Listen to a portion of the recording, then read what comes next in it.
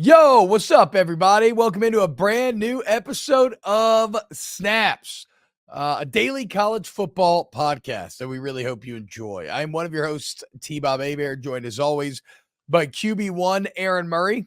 What's up, Aaron? This is an awesome week. There's nothing better than Thursday through Monday of college football and then a short little mini week before week 2 gets going. It feels like it's like up-tempo, high-paced offense, Tennessee style. So just eager to get back to some more football this weekend. Yeah, I agree. The takes never stop. Our cup overfloweth. Yep. We got more good, impactful, important football last night. Real quick here, remember, shout out AMP. Download AMP on your phone today. We're here live every single day now, 1 p.m. Eastern, noon Central, around there, maybe a couple minutes wiggle room in either direction. And shout out to our YouTube channel, which is, growing by the day. And we want to continue to grow. YouTube.com/@VolumeSnaps. We fought for this channel to get made to help the show, and y'all have responded very well. So thank you all so much. But please continue to share with your friends, hit the like button, subscribe, all the things to please the algorithm that guides our lives. Speaking of YouTube, we always start the show with an opening comment, except the times we forget. This is where we dive in our YouTube videos and we find a comment that made us laugh or something good point, whatever, and we read it. So today, Deborah Hudson, 6324, off subject, but damn you fine. And blue is your color. Go Buffs. Thank you, Deborah. Was she talking about me or you? Was this towards me or you? Aaron, come on. What do you think, dude? 100% me. 100%. No chance. Yes. I have blue on right now. Oh yeah. Yeah, I do have blue on. Can we go back? Can we go back to the episode? Who was wearing blue during the episode? Do we know? No, I do like that you're taking this seriously because there was no fucking chance she was talking about me. Are you kidding me? Look at you. You're a good-looking guy. No. I know. No. I'm not meaning like the grizzly look. Stop. I'm not meaning like I'm not trying to be like demeaning. Fishy for compliments guy. Because I'm confident. Like I feel good. We're doing my fitness pal. Like we're all good over here. But I mean, let's just call a spade a spade. I mean, like, come on. So Deborah's a little horny for some Aaron Murray. I'm a little horny for Duke football and Riley Leonard after last night. How about it, Aaron? Aaron Murray tried to tell you. Just a couple weeks ago, we played the game. Which team in the top 10 has the biggest chance of finishing unranked? Aaron said Clemson. The Clemson faithful got very upset with him. And, Aaron, take a victory lap because Duke didn't just win. Duke beat that ass last night. Yeah, I was absolutely shocked. I missed the first quarter. I was doing a show. And I got a text like, what the hell is going on with Clemson? I was like, yes, let's go. And I turned it on and watched the second, third, and fourth quarter. And I'm shocked. I'm just shocked. Like there's I'm not going to call it David versus Goliath, but it's pretty close to David versus Goliath. The amount of 4 and 5 stars on Clemson compared to Duke, I think it was like 40 or 50 4 and 5 star guys compared to only 2 on Duke. So yeah, this is a somewhere around that biblical story here that happened last night. I mean, just incredible seeing Duke win that football game, rush the field. Mike Elko, second-year head coach there for Duke, taking down the big bad Dabo, who I know he hated the portal. He's only taken 2 players in the portal the past 2 years. Oh, so imagine that. Dabo, rude awakening. Out of touch. Rude awakening. The game passing him by. I mean, kind of feels I think like the nation was celebrating last night. I didn't realize there was that much hate towards Clemson until seeing Duke win last night and people at 11 o'clock Eastern celebrating the fact that they just lost. Look, it was a good weekend for the haters, right? A lot of people hate Brian Kelly. A lot of people hate Dabo Swinney. Hold on, there's one more. I'm blanking on who the last one I had was, but either way, just between those two, I mean, those two generate so much hate. Like people were only too happy to watch them get their ass kicked on national TV back-to-back nights. I'm still a Cult of Kelly believer. Thank you very much. I'm with you. What shocks me about Aaron, and it's funny because like I was assuming, Clemson's gonna win this game, and then finally yesterday we're doing the show and we're like, let's just like look at like Riley Leonard's stats versus Cade Klubnik from last year. And for some reason in my head, I had it that Cade Klubnik had played all right last year and had played more than I thought than he actually did last year, right? And so when I pulled it up and like, it's not even close. Like Cade Klubnik basically didn't play. And when he did, he basically didn't do anything. Whereas Riley Leonard was one of the better quarterbacks in the country. All of a sudden I'm like, okay, well, that's going to be a bit more interesting. But what shocked me is it was the quarterback, but it was also way beyond that. I mean, they beat the fuck out of Clemson in every phase of the game. They ran it down their throat. Offense, defense. Yeah. The touchdown run by Waters to make it 27 or 28-7 at the end, like to put that was Clemson, like LSU. They were done. They had quit. Done. It's like they were shocked. I always think about in the comic books, or even you go to the movie, when Bane picks up Batman, just fucking breaks his spine across his knee. That's basically what Duke did to Clemson last night. And Clemson just looked sloppy. Bad special teams came. And it's not even like Duke was perfect, right? Because that's the other part. They fumbled a punt, which set up the only Clemson touchdown. They fumbled again right before half to take points off the board, where their king game has been really strong. So, like, no, Duke wasn't perfect. They were just better. And I hate dogging quarterbacks because, like even yesterday, I was trying to defend a lot of these quarterbacks across the country. But there's a reason why Dabo held on to DJU as long as he did last season. Like, because you remember, like, there was a lot of heat on DJU from the Clemson faithful of he's not the guy, put in Klubnik, and he kept resisting it and resisting it and resisting it. And finally, he just gave in and said, okay, fine. Like, I'm going to put this kid in. And even the sparing times he played, I'm like, trust me. Like, I said on the show, I was like, trust me. He's not the better quarterback. There is a reason why Dabo is not putting him out there, because if he believed it, he would have by now. And we've seen Dabo do that plenty of times in the past. Yes, like when he believes the backup is the guy. Yeah, yeah, he did it with Trevor Lawrence as a freshman when you had a decent starting quarterback. So that should have been all the sign you needed to know that like Cade was not, and he's still green. I'll give him that. He's still young.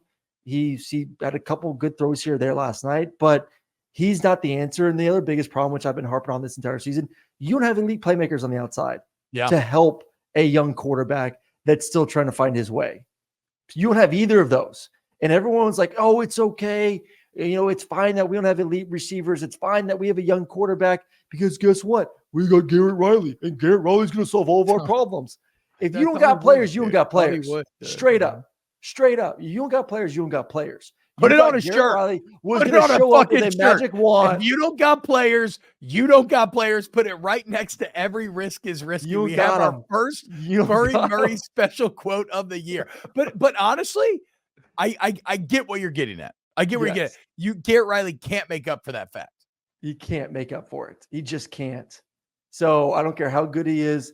It didn't matter. And Duke balled out, man. And listen, Clemson had 3 opportunities inside the 5-yard line with 2 fumbles, and their kicker was, my goodness. Old boy looked scared, son. He looked scared as a true freshman. As fuck. But and I brought it up. I mean, the fact that Duke had 6.6 yards per carry. Because that's the whole thing. Like the Clemson front 7 was supposed to be like, okay, maybe the weapons aren't that good, and maybe Cade Clemson's that guy, but like the front 7, surely that's where you're still elite. I mean, Brian Brzee just got drafted in the first round last year. Like, no, not the case anymore. Feels like the Clemson era is over. I love a good week 1 overreaction, and it feels like Clemson has fucking crumbled. Duke marched around their gates 7 times, blew the horns, the walls came down, and now the raping and pillaging has begun. They lost by 21 points to Duke. Yes, this isn't just some upset in the 4th quarter where a team beat you by 3 points and we're like, oh wow, but it was no, they beat your ass. That's the part that I think even Dabo in the press conference afterwards, when he's like, I've never lost a game like this. Like, I've lost games and I've been beat down, but usually those beatings are by teams that are just as good as you talent wise. Duke is not that. Once again, Clemson, about 50 guys on that roster are 4- and 5-star talent out of high school. Duke has 2. 2. And again, and sometimes we talk about blue chip ratio. Like when I talk with Jake Hester on my morning show, he always gets upset because like he always just thinks that like blue chip ratio means I'm telling you this is a good team. I'm not saying that. Stuff like ratings 4 or 5 stars. It's to inform us who should we be giving credit to for elevating their team and who should we be criticizing for taking it down. right? And so Mike Elko gets bonus points for overcoming this massive fucking disparity, whereas Dabo gets bonus negative points for, obviously doing the inverse. Did you see Cade Klubnik airmail Dabo on the high five?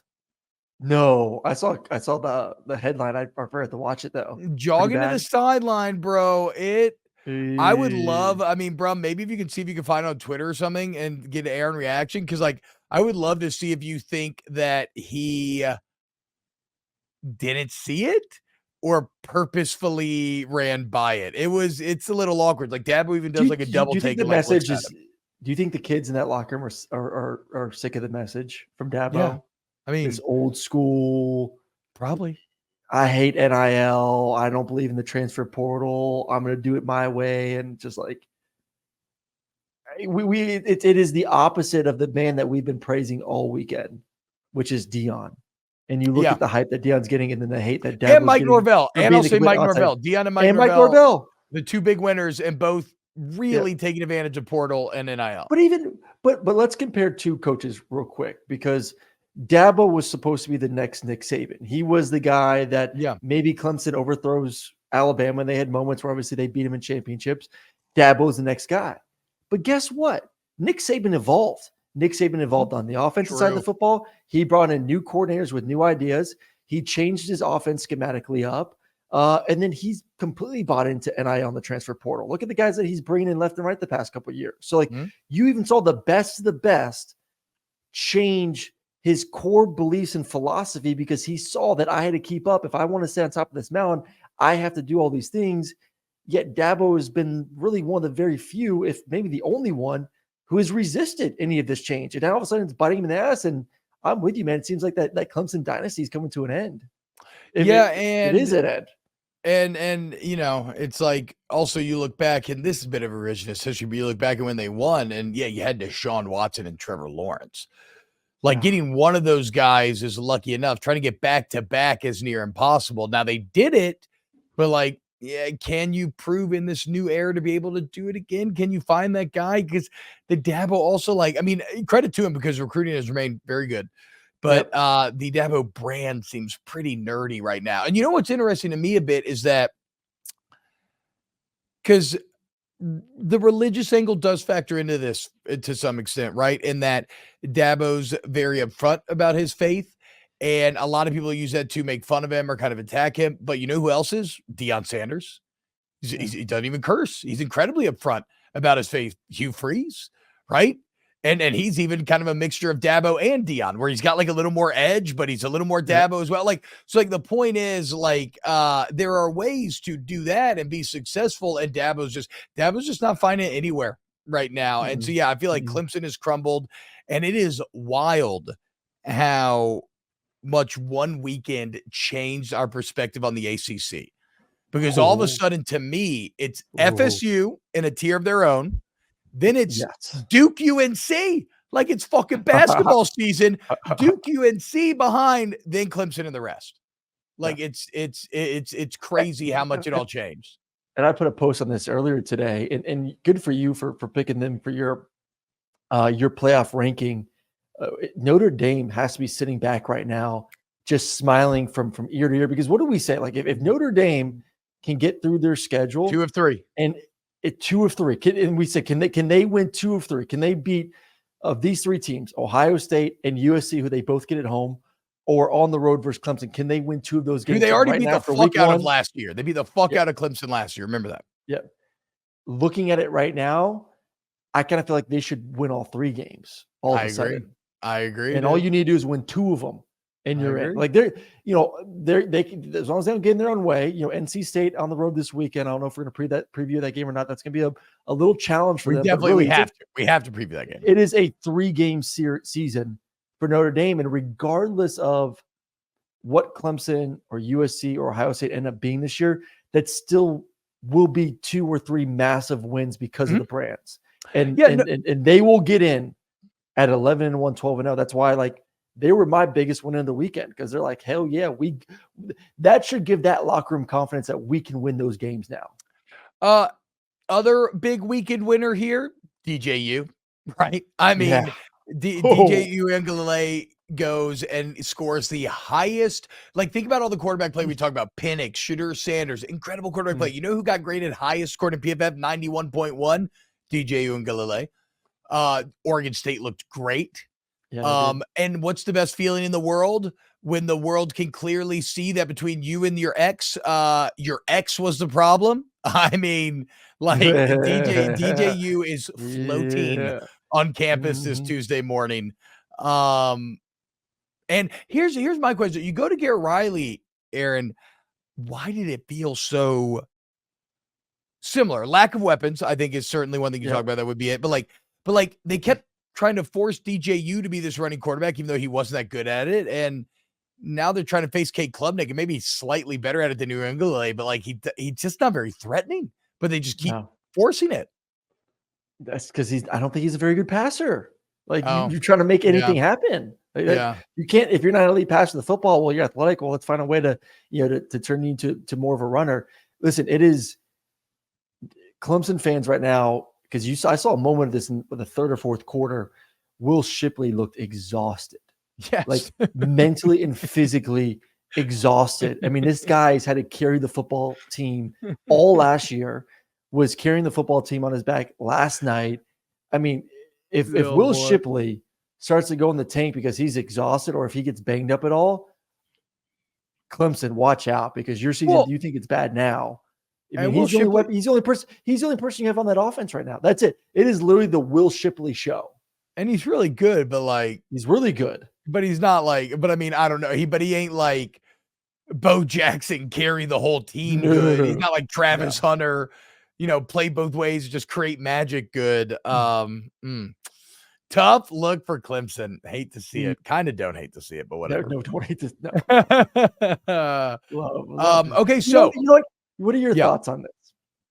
Because I got so annoyed with the Clemson fan last night. I had to call them out, and so they, of course, everyone always goes back to if I played a certain team and lost, that I have this hatred in my heart because I lost that team. That's why I'm always against them. Like, So he goes, "You're just salty," because I was like, "Told you, Clemson fans, like this hate the team. You're just salty because of what happened in 2013." I'm just like, dude, you can't use that as an excuse when you're clearly watching a team lose by 21 points to Duke. That my only reasoning for saying this team is bad is because I lost to them 10 years ago. Yeah. I'm just like, I agree with him. I mean, learn to let go. Aaron. Let go and grow. Okay.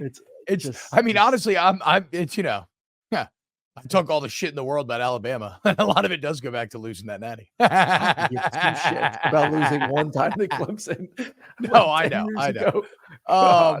Even though, in just the great irony that is this world we live in, I'm actually cheering for Alabama this weekend. Because I just got to shut up you and all the other dumbasses that are somehow taking Steve Sarkisian going into Tuscaloosa with Quinn Ewers at quarterback. Okay, dude. I'm going to be like Stephen A. Smith. I'm going to get a big old cowboy hat. Yes. I'll be rocking that in Baton Rouge Saturday night after both games. Just get a nice little cigar. I'm going to go see you during your live show. Yeah, come to Don Juan. Give me a cigar with my Texas hat on. And if they lose, okay. So Clemson dead, FSU stronger than ever. And so it does beg the question, is FSU a legit national title contender? And because I do such a local show with my radio show, normally I have the film done on Sunday, but games on Sunday. So last night I spent 3 hours watching the LSU FSU game. I'm trying to really understand what happened. First off, my main takeaway is that I can get into some of the critiques that I have maybe a bit later, but it's that it's what we said yesterday. FSU is that good. I see no weaknesses. They're great on both sides of the line. They have great weapons at every level, running back, tight end, receiver. They have an excellent secondary, and their coaching is excellent. Mike Norvell's offensive scheme, that was actually the biggest takeaway that I had, besides the fact that their receivers are just so much better than LSU secondary. We knew it going in, and it proved to be the strength of they dominated. But scheme wise, watching these two spread offenses felt like watching, for LSU, it felt like watching black and white television. And for Mike Norvell, it felt like watching full color. Or watching LSU felt like reading a dictionary, and Mike Norvell felt like getting on Wikipedia. Like there's so much movement in the Norvell offense where you have linemen pulling every play like opposite directions, and they're setting up things with jet sweeps. It's like every play has these themes that are interconnected and that build on top of each other. It's almost like witnessing like a beautiful musical composition. And then you get to the LSU portion, and it's still the spread, but it's just like wrote like very traditional. It's a collection of notes. It's a collection of plays rather than an actual like interconnected theme. And so I was really blown away by Mike Norvell. And last thing I'll say, Aaron, before I hand it, the lines of scrimmage. And I told you, I just read that book, Philip and Alexander, about the Macedonians, right? And one thing that's crazy about them is Philip spent his whole life conquering Macedonia, northern Greece, et cetera, right? He dies, murdered in a pretty crazy way, actually, but Alexander takes over. And what Alexander takes over, though, is a group of fucking veterans. Okay, a group that for years now, all they've done is campaign. That's the crazy thing about those two. They just always campaigned. They never went home. They never chilled. They were just always fucking fighting. But what it created was Alexander takes on an army. Aaron, we're talking about guys in their 50s. These old gray beard fighters, wiry muscle in their 50s. Pulse doesn't get up. They've been fighting. They don't give a fuck. You put them against an army, it doesn't matter what the numbers are. They're cool, they're calm, collected, they're dominant. That's how I felt about that FSU offensive line. It's a bunch of old fucking 24-year-old graybeards who are concerned with Harold Perkins coming off the edge. Get the fuck out of here. That's because Harold Perkins rarely came off the edge. That's why they were concerned. That's the problem. You know, Harold Perkins should have come off the edge a lot more. We get into, I don't want to rehash the LSU stuff. We get into that, but out-coach, outplayed all that. This is about Florida State. Absolutely, they are a title. Oh, and they have an excellent quarterback. Like Jordan Travis is awesome. I know. Like or Jaden Daniels. Imagine how far the transformation. The transformation of Jordan Travis from 2 years ago, crazy, to where he is today is Mike Norvell. Mind-boggling. I mean, unbelievable. I mean, good for him. I mean, it is hard to change who you are this late into your life as a college football player, and he did. He is greatly impressed me with his determination to be a better thrower and to be just a better quarterback in general, not just be some athlete back there that can maybe hit a couple passes now and then. Like, he is a legitimate threat to throw the football on every single down, on top of how athletic he is as well to create. Well, with when his he legs. runs it, he's not actually looking to run. He's not. Ever. Well, you saw it in the game the other day. He went left and then right, bought some time, threw it, got the first down. I mean, multiple times over and over again. Like, and now that's the maturation of his game. Yeah, now he has Keon Coleman and a year older Johnny Wilson and Jaheim Bell and Travis Benson to throw. So where's the weakness? You have right now maybe the best quarterback in the ACC, probably the best quarterback in the ACC. You have the best receivers in the ACC. Yeah, one of the best running backs in the ACC, best offensive line in the ACC, best pass rusher in the ACC. Like, you've probably checked the off best D line as a whole in the ACC. Yeah, 100%. I mean, Clemson's still good. But they're right there. Like, there is not a major hole in this football team where you can look at and poke like this is where we attack. The only hole to me, and this was somewhat answered, we briefly discussed this yesterday on the show, is Mike Norvell elite enough to go and beat Nick Saban, Kirby Smart? But if you win this year and you beat Brian Kelly, Dabo, even if it comes out, you beat Dabo, and say you beat Dabo twice, then that puts you into a category where I'm not saying that you are Kirby or Nick Saban, but you're good enough in a one-game situation to go out there and compete with them. No, you're a made man. You're a made man. It's like the mafia. Like all of a sudden you're like untouchable. Like, no more can these message board rumors cause any heat on your seat. Like, you're fucking made man if you prove that at that point. So I mean, again, as one of the most complete football teams I have seen in a long time. Like, maybe they have they have less questions about their football team right now than I have questions about Georgia. Yes, and Alabama. 100%. I'll tell you that. 100%. I look at FSU and I said that's a complete roster. That's a complete team, and I don't know where I could pick a hole in. I look at Alabama and I still need to see, can you play quarterback? Can you create plays on the outside of the receivers? I look at Georgia. Can you run the football? And obviously we need to see Carson Beck and what he can do. Like, those teams still have something to prove. I think FSU, I know it's only one game and one game, but it's a hell of a game to do it, have proven to us that this is a complete football team. Yeah.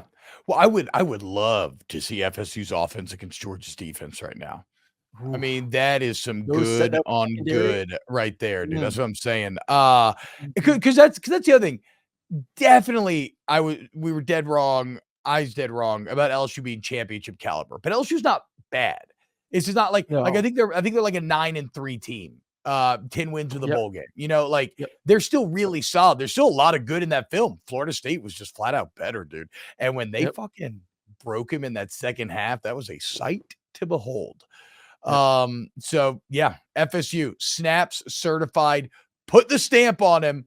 Absolute national title contender. Where will they end up in our snaps top 10 coming up by the end of the show? We'll see. Don't say anything yet. We'll see. We'll see. All right. Anything else on Florida State Air? No. Schedule is not too difficult either. The rest of the way out. I mean, also, you know what they're doing? Yeah, they're playing with belief though. Yeah. Right. And I talked about it before the game. Why does Jared Verse come back when he's a projected top 20 pick? Yeah. Because the culture is strong, because he wants to win, and he has been sold the belief that they can win. And then do it till, maybe he becomes like a top 5 pick and makes even more money, whatever. But you normally don't come back if you're a top 20 pick unless you got bigger goals than personal success.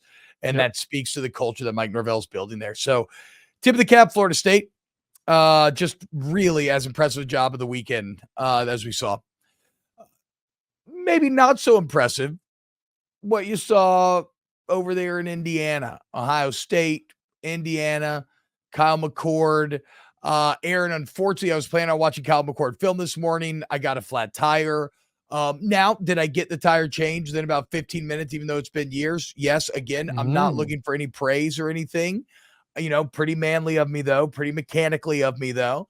But the point is, I'm going to have to lean on your film review for these McCord takes, because there's a lot of discussion as to whether or not Ohio State has a quarterback problem, which sounds fucking crazy considering they've thrown 40 plus touchdowns each of the last 5 years. Do the Ohio State Buckeyes have a QB problem? It's a problem if you're expecting Kyle McCord to be a first-round quarterback immediately. If you're expecting him to be a first-round quarterback after this year, then yes. If you're thinking that Justin Fields or any of the great quarterbacks for the past 5 or 6 years was going to walk out there and all of a sudden put 5 touchdowns on the board, then yeah, it's a problem. I was. But is he then that's you're an idiot for thinking that, I guess. And it's the same thing for Clemson. Like we get put into this mindset of they're producing this top tier talent. It's never going to end. At some point, it is going to end. Like at some point, you are just going to get just a good quarterback, just a good college quarterback. So. That's not going to be an NFL guy, but doesn't make him a bad guy for your football team. And that's how I kind of view right now Kyle McCord. And it's week 1 on the road. Let's just pump the brakes before we make too big of a hasty decision on him. I saw some good. Did I see some bad? Yeah. Did I see some missed throws? Did I see a horrendous interception where he's rolling to the right and throws across his body? Yeah, it's stupid. Don't do that, kid. Learn. But he's going to learn from his mistakes. I guarantee you he has a monster game this weekend versus Youngstown State, and we see that improvement of him in the offense. But is he a superstar that we're accustomed to seeing wearing the Buckeye uniform? No. Could he still be, though? I mean, because kind of in keeping with your general theme here, do you allow room for growth, or you're saying no, if you are that superstar, you would have been better out the gate? I think if you were that superstar, you would have been better off at the gate. Okay. That's why I'm saying he's not CJ, he's not Justin, but he's not shit. He's a good, I saw enough from him to say that's a good quarterback. That's a good quarterback with still elite talent around him. Offensive line has to play better, but he's a good quarterback with some decent potential.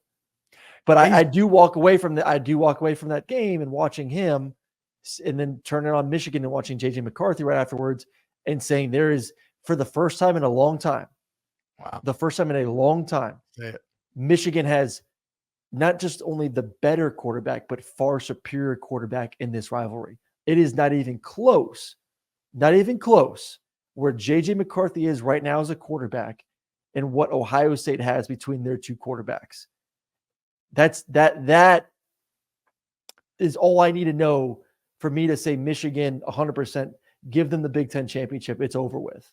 If you don't have the better quarterback in that and you're already not the more physical team, you ain't going to win that football game. There's no chance in hell Ohio State beats Michigan. And so does this quote hit any differently then now, Aaron Murray? Because a lot of people clowned it this offseason when Jim Harbaugh said this. Quote, talking about J.J. McCarthy. Yeah. I think there's some comparison to Patrick Mahomes, Josh Allen. And I know there are others that have that level of talent plus at the quarterback position to do anything for their team. I based that off watching the way that Patrick Mahomes interacts with his teammates, what he says about his teammates and what they say about him.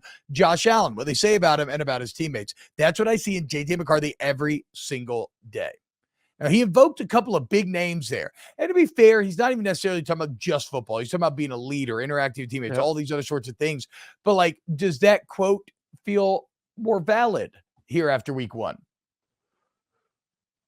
I've never seen anyone improve arm strength as much as I saw JJ improve his arm strength from last year to this year. Okay. It was a different man. It really was. It was go back and watch the tape and the throws he made. I illustrated one of it on my Twitter, a dagger route that he threw fading to his left, pressure in his face, and threw a 20-25 yard dagger across the field on a frozen rope. Then he threw a corner route, about a 20-25 yard corner route in the red zone for a touchdown where the ball maybe got 10 yards off the ground. And I'm just like, where was this arm strength last year when, to me, all you could do was throw little drag routes? I mean, you watch the Michigan tape last year, it was run the ball, play action, drag route. That was it. And maybe they almost lost to Illinois because of it.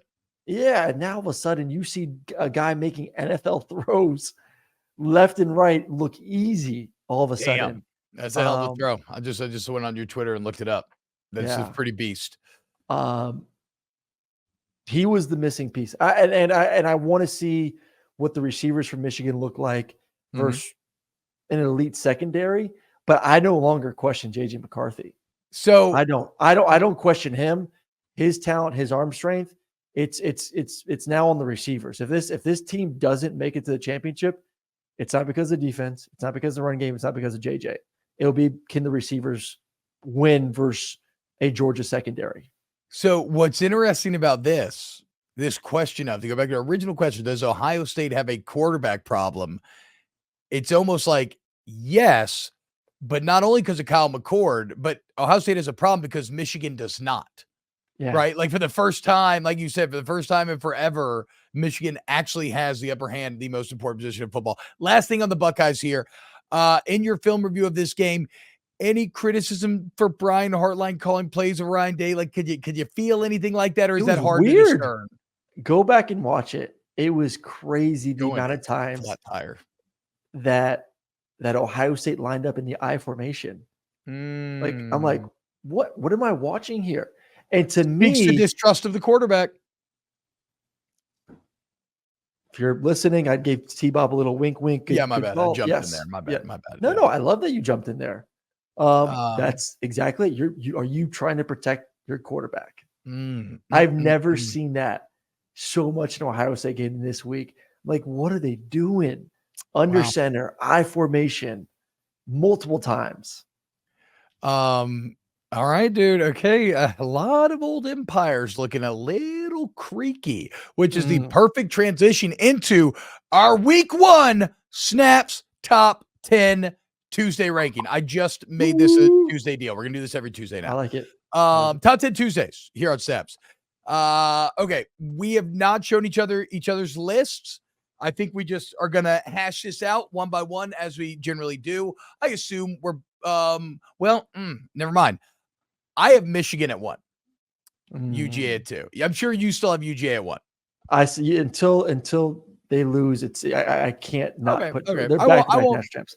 I won't fight that. Tomato. UGA 1, Michigan 2. Deal? Yes, 100%. Florida State 3. Yes. Oh yeah, we're on the same page. Okay. I thought that was maybe going to be a big shot. Fucking right. There we go. I just said it 10 minutes ago. They're the only team in the country that I don't have a question about their team. I don't have a question about them. They look solid as hell. So this is where it starts to get a bit wonky. Or where I lose a bit of conviction. I have Alabama 4. I have Alabama 4. Okay. Whoa, look at us, bro.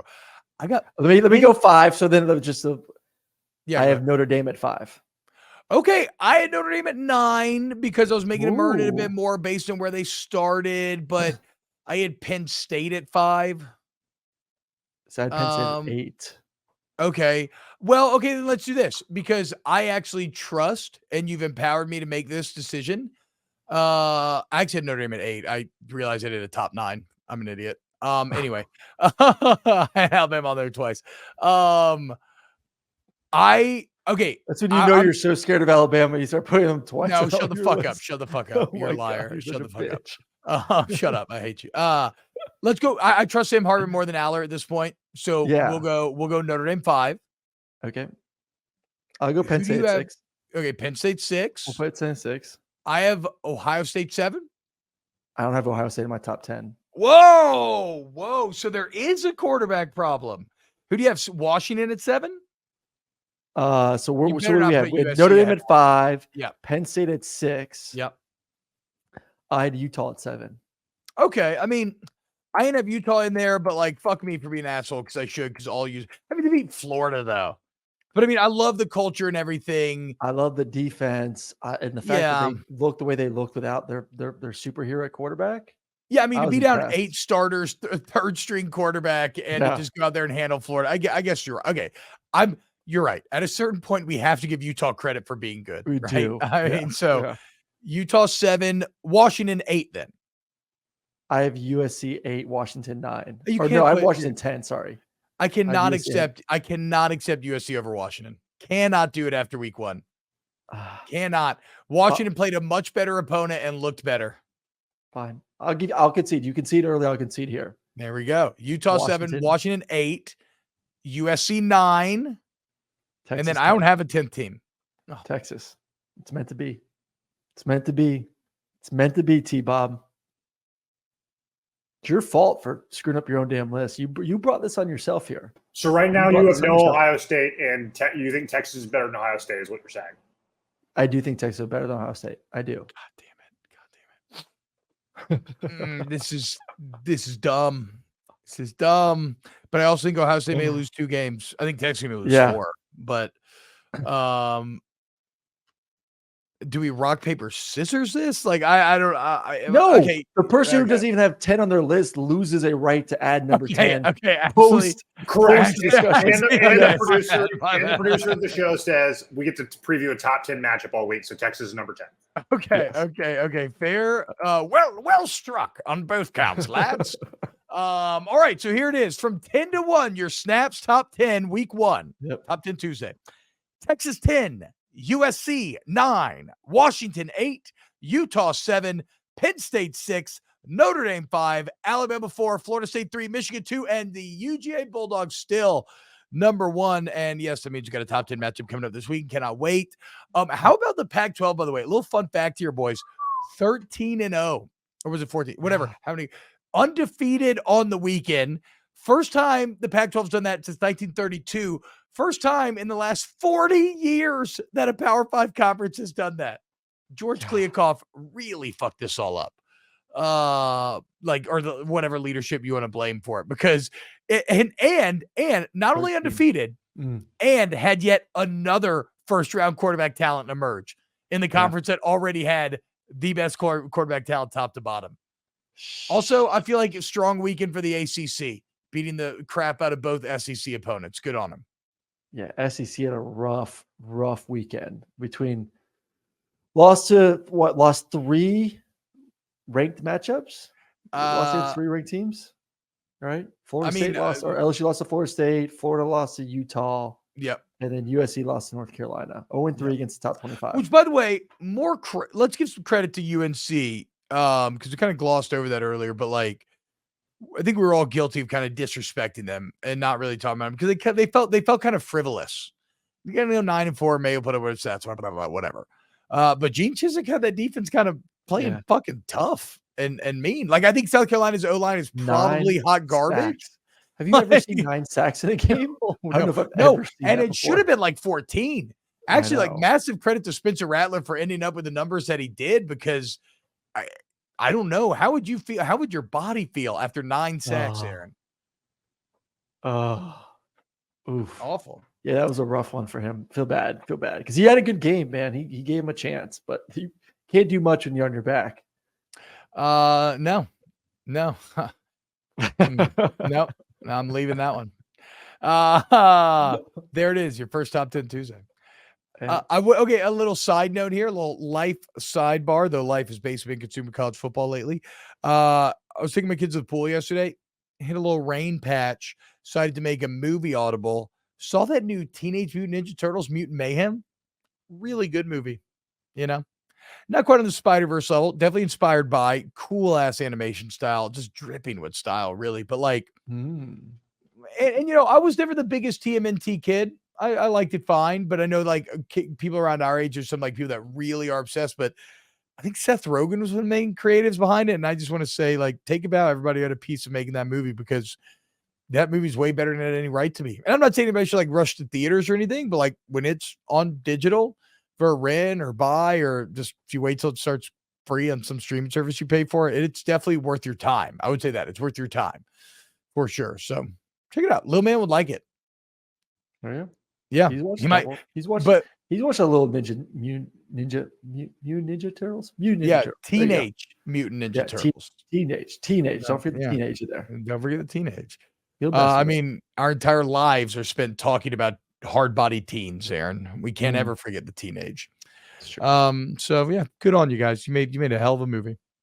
All right, that'll do it for today's show.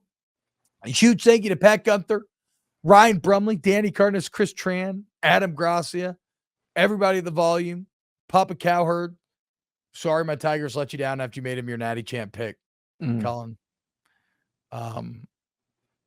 Yeah, I'm sorry. You know, sucks. But you know what doesn't suck? Everybody out here listening. And the biggest of all, thank you to you who listen and like and share and rate and review. Please continue to do so. We love you so much. And we'll see you tomorrow for a brand new episode of Snaps.